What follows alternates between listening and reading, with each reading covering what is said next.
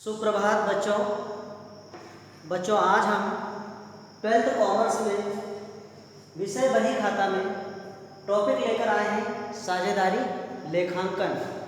तो बच्चों, साझेदारी लेखांकन में सबसे पहले हम जानेंगे साझेदारी क्या होती है। जैसा कि आप लोगों ने पिछले वर्ष 11वीं कॉमर्स में आपने एकाकी व्यापार को पढ़ा था। एकाकी व्यापार, जब एक अकेला व्यक्ति कोई व्यापार व्यवसाय करता था तो उसको हम एकाकी व्यापार कहते थे। लेकिन अभी हम पढ़ने जा रहे हैं साझेदारी लेखांकन में। सबसे पहले पढ़ेंगे साझेदारी। तो साझेदारी का अगर हम सिंपल अर्थ बताएं, बिल्कुल साधारण अर्थ, तो हम बोल सकते हैं कि दो या दो से अधिक व्यक्ति जब मिल करके कोई व्यापार व्यवसाय प्रारंभ करते हैं और लाभ हानि का विभाजन करते हैं तो वह साझेदारी कहलाता है। ये बिल्कुल सिंपल भाषा में इसका अर्थ है, आशय है। जब दो या दो से अधिक व्यक्ति मिलकर कोई व्यापार व्यवसाय प्रारंभ करते हैं और लाभ हानि का विभाजन करते हैं तो वह साझेदारी कहलाता है। लेकिन हम पढ़ेंगे साझेदारी की परिभाषा।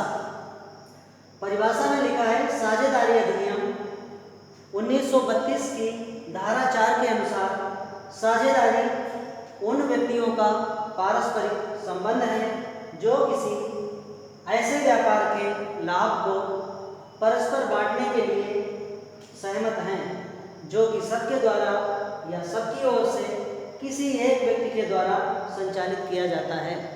ऐसा परिभाषा में क्यों लिखा है? क्योंकि भारतीय साझेदारी अधिनियम 1932 यहाँ पर अधिनियम लागू होता है। भारतीय साझेदारी अधिनियम 1932 के कुछ नियम हैं, उन नियमों का पालन करना है, उनके अनुसार ही साझेदारी करना है।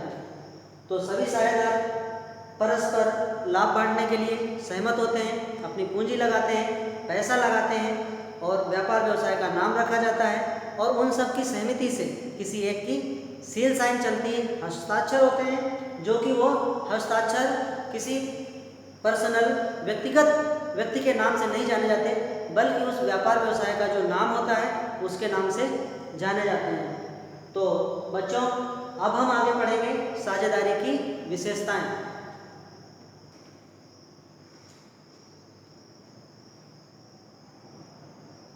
तो बच्चों, अब हम देखेंगे, पढ़ेंगे साझेदारी की विशेषताएं। और साझेदारी की विशेषताओं में पहला पॉइंट है साझेदारों के बीच अनुबंध। जैसा कि हमने बताया था कि जब भी साझेदारी होती है तो भारतीय साझेदारी अधिनियम 1932 की धारा 4 के अनुसार उसमें कुछ नियम होते हैं और ये जो विशेषताएं हैं उन्हीं नियमों पर आधारित है। उन नियमों में एक बात ये भी आती है कि जो भी साझेदार व्यापार व्यवसाय चालू करते हैं उनके बीच अनुबंध होता है। अनुबंध मतलब उनके बीच में एक सहमति होता है, एक ठहराव होता है, उनके बीच में एग्रीमेंट होता है, समझौता होता है और उन्हीं समझौते के अनुसार व्यापार व्यवसाय आगे भविष्य में चलता है। फिर दूसरा पॉइंट है कम से कम 2, अधिक से अधिक 50। जैसा कि अभी परिभाषा में बताया था कि कम से कम 2 व्यक्ति मिलकर व्यापार व्यवसाय प्रारंभ करते हैं तो साझेदारी का प्रारंभ होता है। लेकिन इसमें अधिक से अधिक 50 व्यक्तियों को साझेदार बनाया जा सकता है।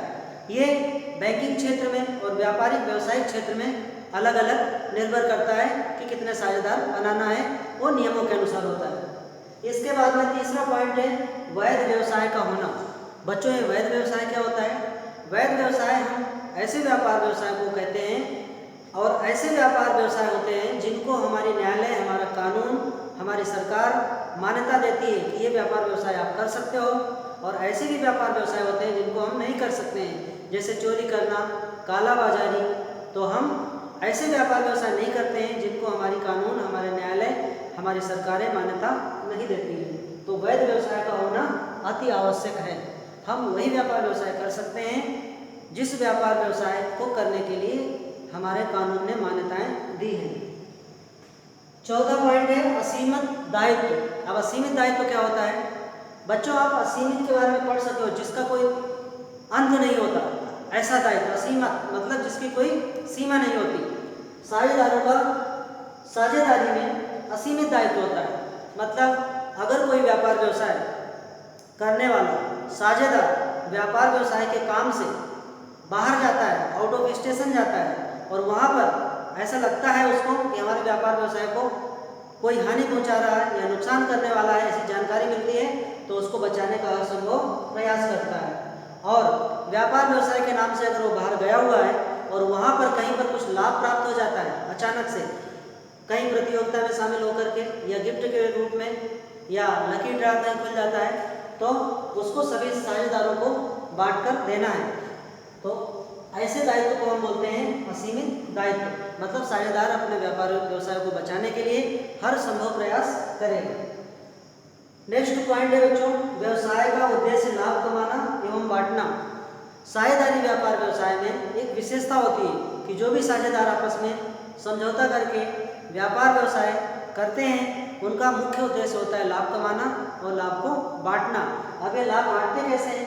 सभी साझेदार जब भी व्यापार व्यवसाय प्रारंभ करते हैं उस समय आपसी सहमति से, पारस्परिक संबंधों से आपस में मिलजुल कर सभी साझेदार एक अनुपात बना लेते हैं कि वो किस अनुपात में लाभ का विभाजन करेंगे। वो पारस्परिक होता है, मतलब सभी साझेदारों की सहमति से होता है और उसी अनुपात के अनुसार वो भविष्य में लाभ हानि का बंटवारा करते हैं। इसके बाद में पॉइंट है पृथक अस्तित्व का अभाव, मतलब साझेदारी व्यापार व्यवसाय में जितने भी साझेदार होते हैं उनका सबका अलग अलग अस्तित्व नहीं होता है। सभी साझेदारों का मिलाकर के एक ही अस्तित्व होता है और वो अस्तित्व जाना जाता है उस व्यापार व्यवसाय के नाम से। फर्म का, व्यापार व्यवसाय का जो भी नाम होता है उसी के नाम से सारे काम होते हैं। किसी एक व्यक्ति के व्यक्तिगत नाम से कोई भी कार्य नहीं होते हैं। जिस साझेदार की सील साइन चलती है, हस्ताक्षर होते हैं, वो भी फर्म के नाम से जाना जाता है, ना कि वो व्यक्तिगत जाना जाता है। तो बच्चों ये महत्वपूर्ण विशेषताएं हैं साझेदारी की। आज के वीडियो में बस इतना ही, आगे का टॉपिक पढ़ेंगे हम नेक्स्ट